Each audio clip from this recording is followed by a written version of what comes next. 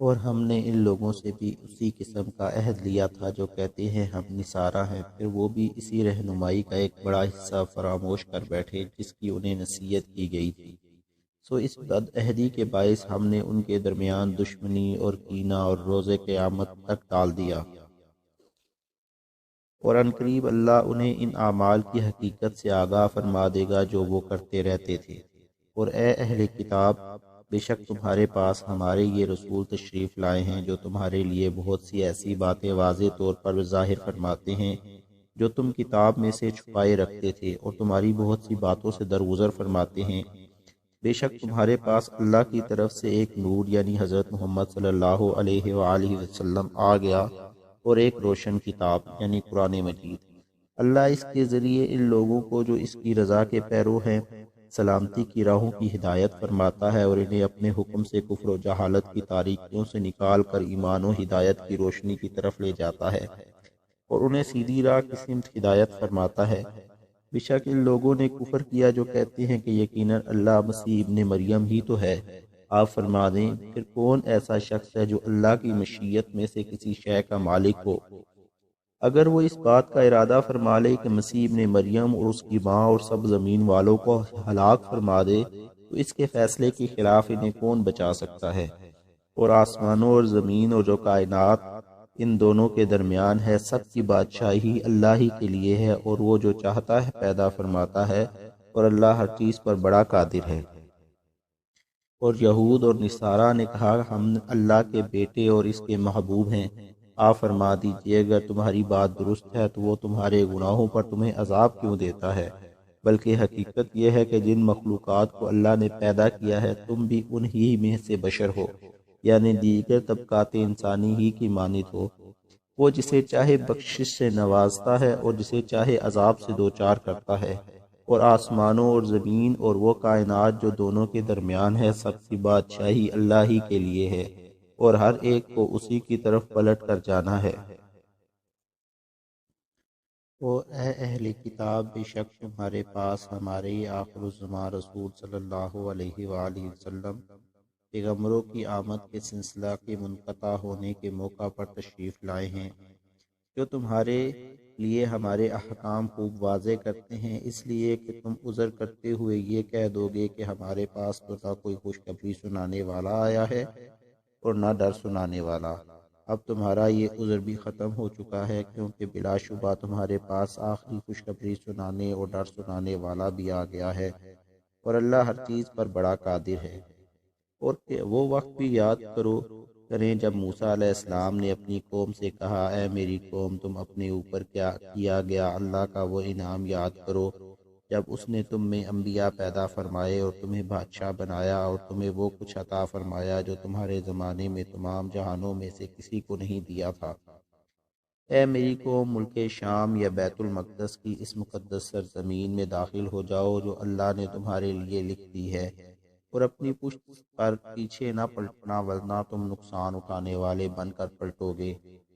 انہوں نے جواباً کہا، اے موسیٰ، اس میں تو زبردست ظالم لوگ رہتے ہیں اور ہم اس میں ہرگز داخل نہیں ہوں گے،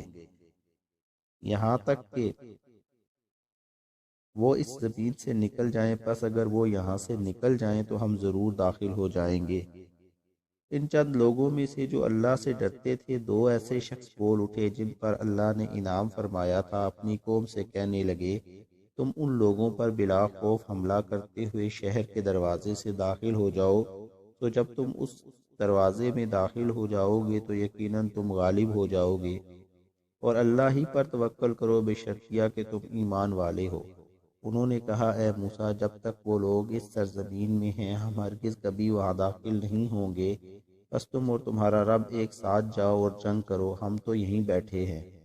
موسیٰ علیہ السلام نے عرض کیا، اے میرے رب، میں اپنی ذات اور اپنے بھائی ہارون علیہ السلام کے سوا کسی پر اختیار نہیں رکھتا،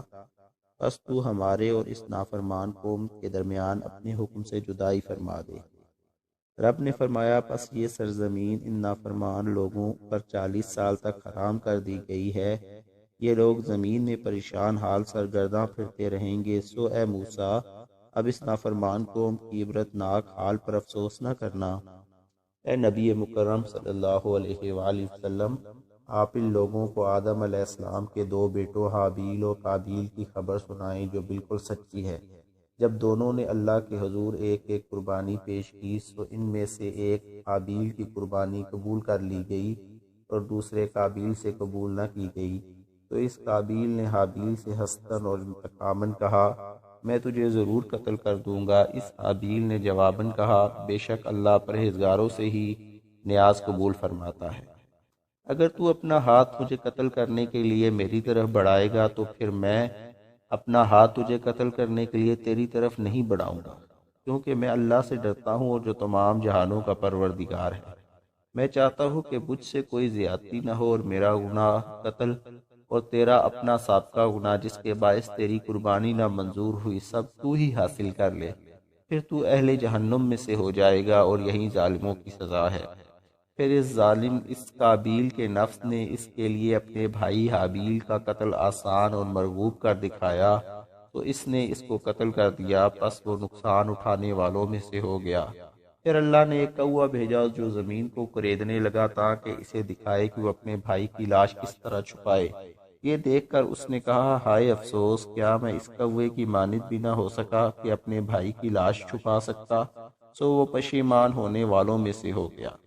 اسی وجہ سے ہم نے بنی اسرائیل پر نازل کی گئی تو رات میں یہ حکم لکھ دیا تھا کہ جس نے کسی شخص کو بغیر قصاص کے یا زمین میں فساد انگیزی کی سزا کے بغیر ناحق قتل کر دیا تو گویا اس نے معاشرے کے تمام لوگوں کو قتل کر ڈالا، اور جس نے اسے ناحق مرنے سے بچا کر زندہ رکھا تو گویا اس نے معاشرے کے تمام لوگوں کو زندہ رکھا، یعنی اس نے حیات انسانی کا اجتماعی نظام بچا لیا۔ بے شک ان کے پاس ہمارے رسول واضح نشانیاں لے کر آئے، پھر بھی اس کے بعد ان میں سے اکثر لوگ یقیناً زمین میں حد سے تجاوز کرنے والے ہیں۔ بے شک جو لوگ اللہ اور اس کے رسول سے جنگ کرتے ہیں اور زمین میں فساد انگیزی کرتے پھرتے ہیں، یعنی مسلمانوں میں خون ریزی، رہزنی، ڈاکہ زنی، دہشت گردی اور قتل عام کے مرتکب ہوتے ہیں،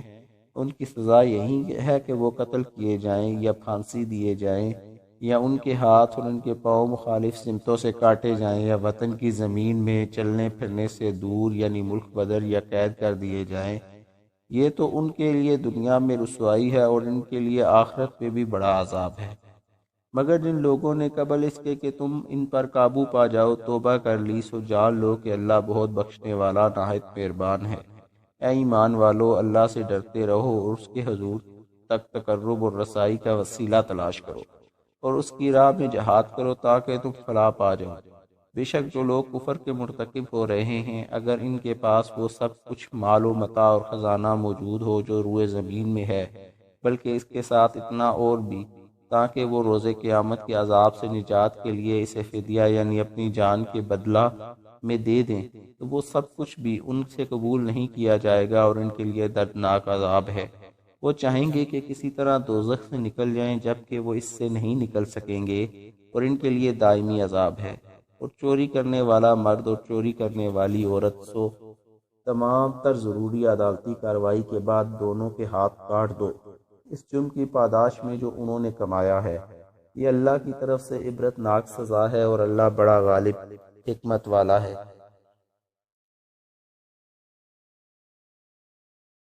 پھر جو شخص اپنے اس جرم کے بعد توبہ اور اصلاح کر لے تو بے شک اللہ اس پر رحمت کے ساتھ رجوع فرمانے والا ہے، یقیناً اللہ بڑا بخشنے والا بہت رحم فرمانے والا ہے۔